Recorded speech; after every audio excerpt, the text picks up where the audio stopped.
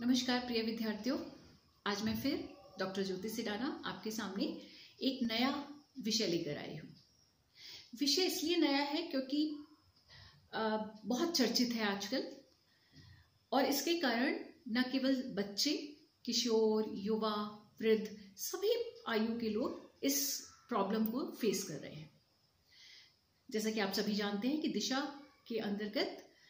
केंद्र के अंतर्गत हम इस तरह की समस्याओं को हमेशा उठाते रहते हैं, कभी वेबिनार के थ्रू, कभी पर्सनल वीडियो के थ्रू और कभी पैनल डिस्कशन के थ्रू।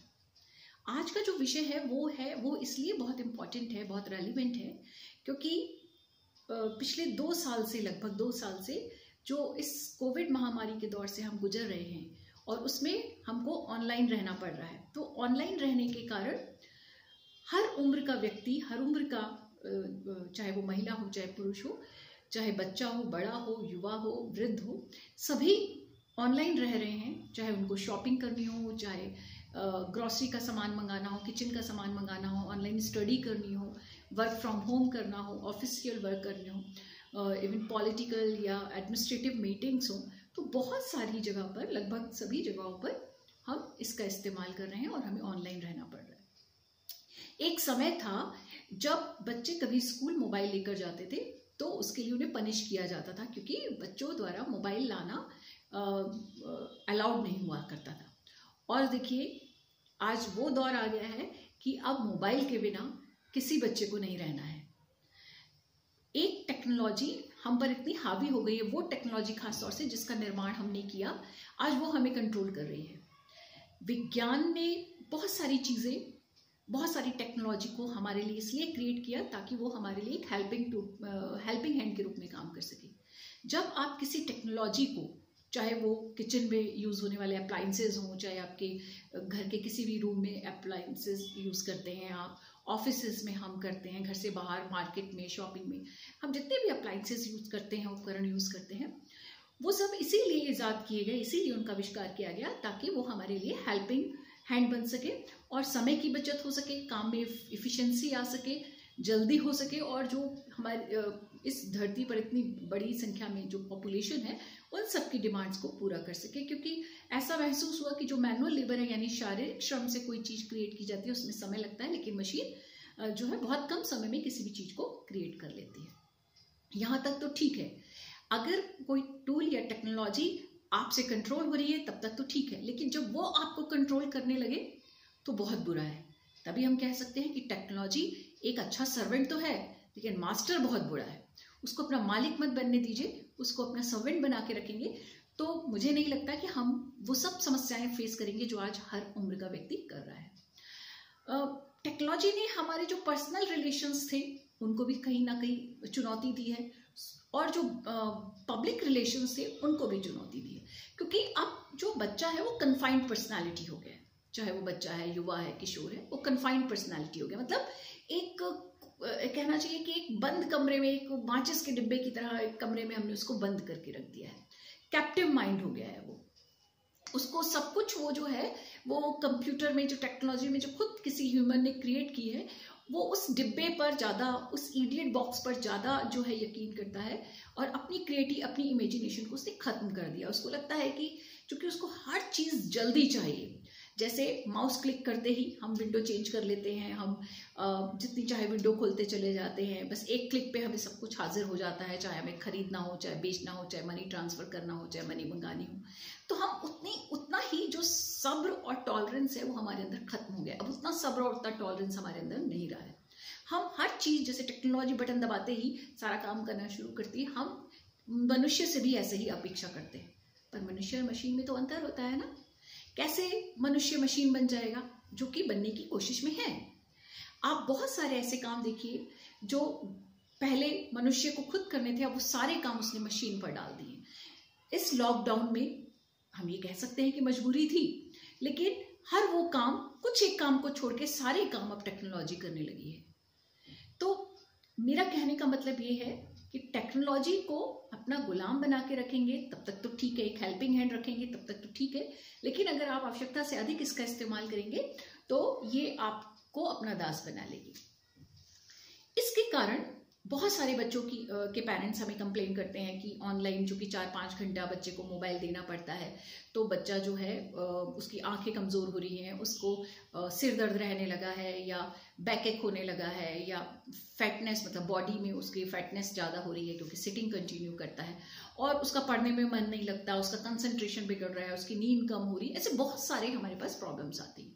ये सही है, ऐसा नहीं कि ये बच्चों के साथ हो रहा है, ये बड़ों के साथ भी होता है। आप देर देर रात तक अगर स्क्रीन देखेंगे तो स्क्रीन कंटिन्यू देखने से आंखों में पानी सूख जाता है, ड्राइनेस आ जाती है, इरिटेशन होता है, जलन होती है, और बहुत आंखें कमज़ोर हो जाती हैं, चश्मे लग जाते हैं। आजकल आप देखिए जितने भी लोग इस कंप्यूटर और न्यू टेक्नोलॉजी को यूज़ करते हैं, ज़्यादातर लोगों के चश्मा लग जाता है, चाहे वो किसी भी उम्र का हो, क्योंकि उसकी सीधी रोशनी आपकी आंखों पे इफेक्ट करती है। तो मतलब फिजिकल तो प्रॉब्लम्स हो ही रही हैं जनरेट, मेंटल प्रॉब्लम भी हो रही है, जैसे मैंने कहा गुस्सा आ जाना, है ना, फ्रस्ट्रेशन हो जाना, सब्र खत्म हो जाना, सहनशीलता का ना होना, मतलब बहुत सारे ऐसे इफेक्ट्स हमारी पूरी पर्सनालिटी को डैमेज कर रहे हैं, विखंडित कर रहे हैं, फ्रेगमेंटेड कर रहे हैं। तो उन सब को ध्यान में रखकर हम ये नहीं कह सकते किसी को भी कि आप टेक्नोलॉजी का यूज करना बंद कर दीजिए, क्योंकि बिना टेक्नोलॉजी के आजकल चलना भी मुश्किल है। तो हाँ, इतना जरूर कह सकते हैं कि केयरफुली उसको हैंडल करना है। जैसे कई बार आप लिखते हैं ना, किसी भी चीज़ के आगे लिखा होता है हैंडल विद केयर, कोई भी चीज़ बहुत डेलिकेट होती है, नाजुक होती है, तो उसमें लिखा रहता है कि हैंडल विद केयर, यानी बहुत सावधानी से किसी चीज़ को इस्तेमाल कीजिए। तो टेक्नोलॉजी के साथ भी ऐसा है कि टेक्नोलॉजी को आपको उतना ही यूज़ करना है जितना आपकी आवश्यकता है। आवश्यकता से अधिक उसे एक्सप्लोर करने की या उसका यूज़ करने की कोशिश मत कीजिए, क्योंकि धीरे धीरे आपको लगता है बस मैं आज ही कर रहा हूँ, 1 घंटा मैं बंद कर दूंगा, फिर वो धीरे धीरे आपकी आदत पड़ जाती है, लत पड़ जाती है, और फिर मनुष्य उस एडिक्शन के बिना, उस लत के बिना नहीं रहता। तो टेक्नोलॉजिकल जो एडिक्शन है मनुष्य में, सोते जागते उठते मनुष्य यही काम करता है, हर उम्र का व्यक्ति यही करता है। आप देखिए, हम लोग सब मोबाइल्स को अपने सिरहाने रख के सोते हैं, सुबह उठते ही सबसे पहले उस पर हाथ जाता है ना, और रात को जब तक हमें नींद नहीं आ जाती तब तक हम उसका इस्तेमाल करते हैं, या कहिए कि हम उसका इस्तेमाल करते हैं इसलिए देर रात तक हमको नींद नहीं आती है। हम सारी चीज़ें उस पर देखने की कोशिश करते हैं, चाहे न्यूज़पेपर पढ़ना हो, चाहे टीवी सुनना हो, चाहे सीरियल्स देखने हो, चाहे कार्टून हो, वीडियोज़ हो, हम सब कुछ उस पर देखते हैं और बिल्कुल नजरें गड़ा के रहते हैं। तो हमारा कंसंट्रेशन तो है, जिसे पेरेंट्स शिकायत करते हैं कि हमारे बच्चों का कंसंट्रेशन जब से वो ऑनलाइन पढ़ रहा है उसका ऑफलाइन कंसंट्रेशन कम हो गया है। बहुत कंसंट्रेशन कम नहीं हुआ है, बहुत ध्यान से देखिए, अगर कंसंट्रेशन कम होता तो 6-6 घंटे 8-8 घंटे मोबाइल के साथ कैसे बिताता। उसका कंसंट्रेशन तो है, लेकिन उसको शिफ्ट करने की जरूरत है कि वो मोबाइल से ऑफलाइन अपने कंसंट्रेशन को शिफ्ट करे। कैसे करेगा, कुछ हम सुझाव की यहाँ बात कर सकते हैं। जैसे बच्चों को हमें कोशिश ये करनी चाहिए कि हम बच्चों को किताब पढ़ने की भी आदत डालें। बच्चे किताब पढ़ें, जो कि धीरे धीरे छूटती चली जा रही है। बच्चे को कोई उसका असाइनमेंट मिलता है, उसकी ऑनलाइन क्लासेस होती हैं, उसका होमवर्क होता है, सब प्रेजेंटेशन होता है, सब कुछ उसको ऑनलाइन करना है। ऑफलाइन तो उसको कुछ मिल ही नहीं रहा है। उससे होता क्या है कि वो कट पेस्ट कॉपी करता है, उसको कुछ भी में मेहनत करने का मन ही नहीं लगता है, उसको पढ़ने के लिए कंटेंट नहीं पढ़ना नहीं चाहता है वो किसी भी कंटेंट को, इसलिए उसमें इनोवेशन नहीं आता है, कुछ क्रिएटिविटी, कुछ इमेजिनेशन यूज नहीं करता है। उसको लगता है कि एक असाइनमेंट मिला है, इसको किसी भी तरह से पूरा करना है, वो गूगल गुरु से पूछ के कट पेस्ट कॉपी करके थोड़ा बहुत चेंज करके चिपका देता है, और आगे से भी कोई रिएक्शन उस पर नहीं आता। तो ये टीचर्स की, न केवल पेरेंट्स की, बल्कि टीचर्स की, स्कूल की, सोसाइटी की, सबकी जिम्मेदारी है कि हम, अगर अभी हमें नहीं पता कि हमें कितने समय और ऑनलाइन रहना है, तो कम से कम हम इतना करें कि हम अपनी पेडागॉगी जो है, जो वे ऑफ टीचिंग है, उसमें थोड़ा सा बदलाव लाएं।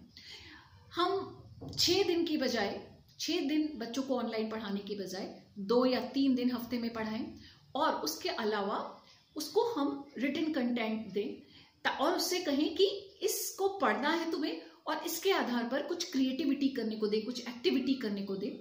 और एक कंडीशन ये होनी चाहिए कि हम उसमें कुछ भी आपको गूगल से नहीं लाना है। किसी का भी अगर गूगल से कॉपी किया हो अमूला, तो उसके मार्क्स 0 हो जाएंगे, या वो कंपटीशन से बाहर हो जाएगा। तो उसमें कंपटीशन की फीलिंग जनरेट करनी है, तो उसको दिमाग चलना चाहिए, उसकी क्रिएटिविटी, उसकी इमेजिनेशन को हमें जिंदा रखना होगा। आप पहले देखिए, जब भी कोई होमवर्क या कोई क्रिएटिविटी क्राफ्ट्स का काम या कुछ ऐसा मिलता था, तो बच्चे अपनी फैमिली में जितने भी मेंबर्स होते थे उनसे, अपने अड़ोसी से, पड़ोसी से, नेबर से, रिलेटिव से, सबसे आइडियाज लेता था और फिर उस काम को करता था।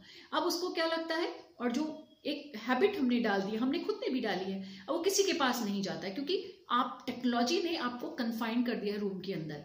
अभी तो चलिए मजबूरी है 2 साल से, लेकिन उससे पहले भी हम बहुत ज़्यादा लोगों से नहीं मिल रहे थे। इवन आप देखिए कि रिलेटिव्स के यहाँ जाना है, अपने क्लोज फ्रेंड्स के यहाँ जाना है, कहाँ आजकल हम नहीं पसंद करते। हम बहुत रेयर किसी फंक्शंस में जाना होता है तभी हम मिलते हैं। हम सारा दिन मोबाइल्स पे या लैपटॉप पे बिजी रहते हैं।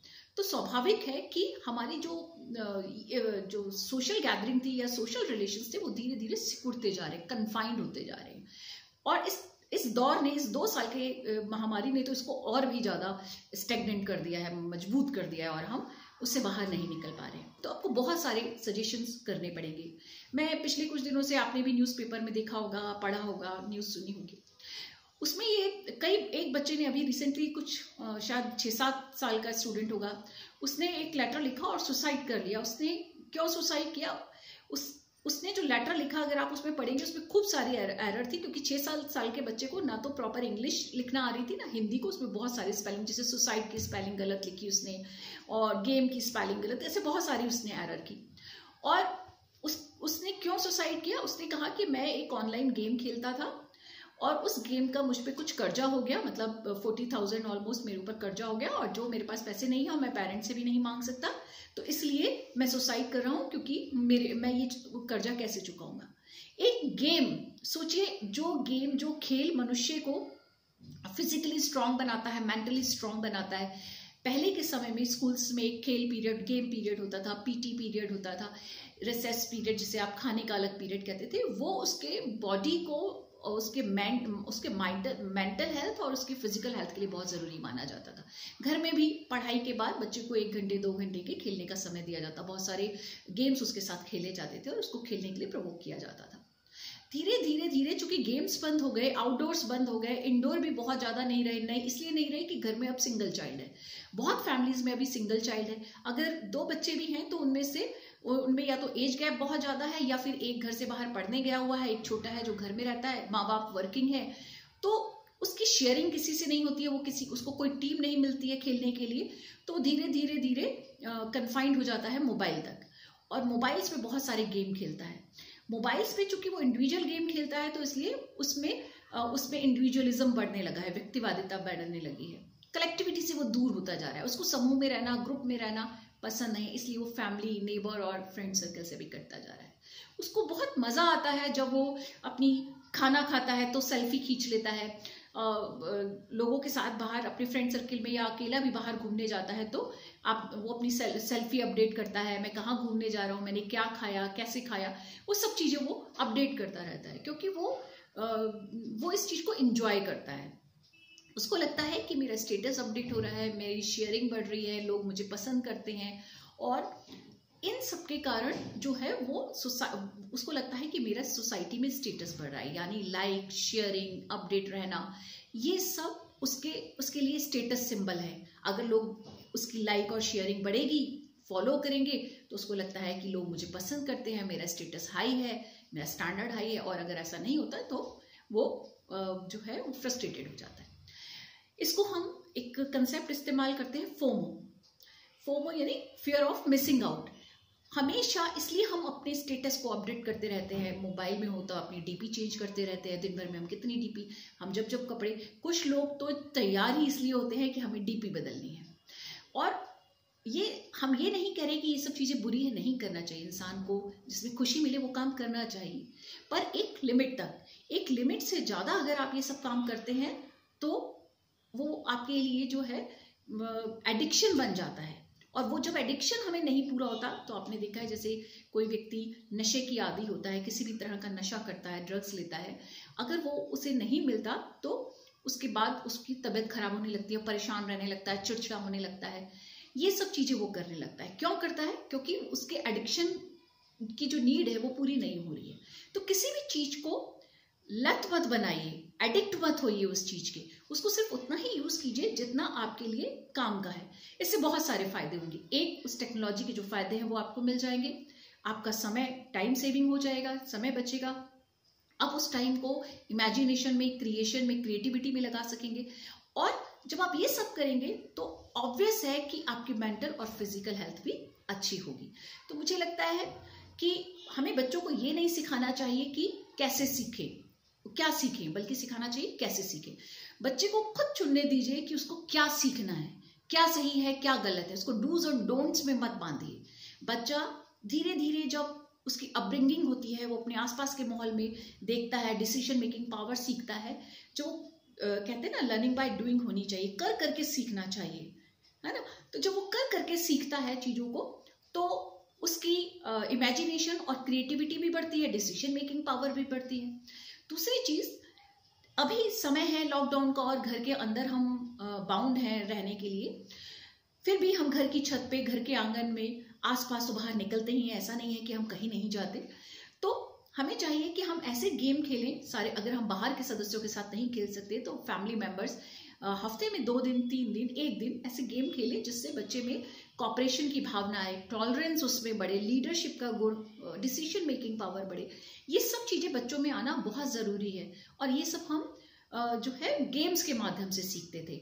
अगर जब आप कैप्टन बनते हैं तो आप में लीडरशिप आती है, आप अपने मेंबर को डिसीजंस लेते हैं उनके साथ मिलकर। आप कोई भी गेम खेलते हैं तो उसमें डायरेक्ट करना, डिसीजन लेना, कॉपरेट करना, हार और जीत को सिंपली एक दूसरे के साथ एक्सेप्ट करना, ये सब हम में डेवलप होता है। जो आज सारी चीजें मिसिंग होती जा रही हैं क्योंकि वो इंडिविजुअल गेम खेल रहा है, या तो मोबाइल पे या लैपटॉप पे, और या फिर किसी भी तरह की स्क्रीन को, गैजेट्स को इस्तेमाल करता है और उनके साथ ज्यादा से ज्यादा समय बिताता है। मुझे लगता है अभी आपने बहुत सारे ऐसे केसेस देखे होंगे, टिकटॉक जो बनाते हैं, टिकटॉक पे बहुत सारे वीडियोस बनाते हैं, पेरेंट्स भी खुश होते हैं कि देखो मेरा बच्चा कितना अच्छा कर रहा है। और अगर वो उसके टिकटॉक्स पे बहुत लाइक्स आने लगते हैं, फॉलोअर्स बढ़ जाते हैं, तो चूंकि वो पे भी करते हैं तो उनको लगता है कि भाई बच्चा जो है छोटी उम्र में कमा रहा है, या हमारे लिए ये एक ऑल्टरनेटिव रास्ता भी है। मुझे लगता है कि इन सबको मजाक में नहीं लेना चाहिए। आप इंजॉय करने के लिए एक लिमिट तक करते हैं तब तक ठीक है, लेकिन मैंने जैसे कहा कि किसी भी चीज का एडिक्शन मत पालिए, उसको लत मत बनाइए। किसी भी चीज की आदत अच्छी है, उसमें इंटरेस्ट रखना अच्छा है, लेकिन उसको लत बनाना, उसका एडिक्ट होना, चाहे फिर वो नशा हो, कोई खेल हो या कोई भी चीज हो, उसका एडिक्ट मत बनिए। अगर आप एडिक्ट बनेंगे तो वो प्रॉब्लम क्रिएट करेगा, वो आपको एबनॉर्मल बनाएगा। बहुत सारे बच्चे देखिए, क्योंकि मजबूरी है उनके हाथ में मोबाइल पकड़ाना, वो किसी भी एज ग्रुप का हो, तो छोटी उम्र के बच्चे हैं तो उनके साथ खुद इन्वॉल्व होइए।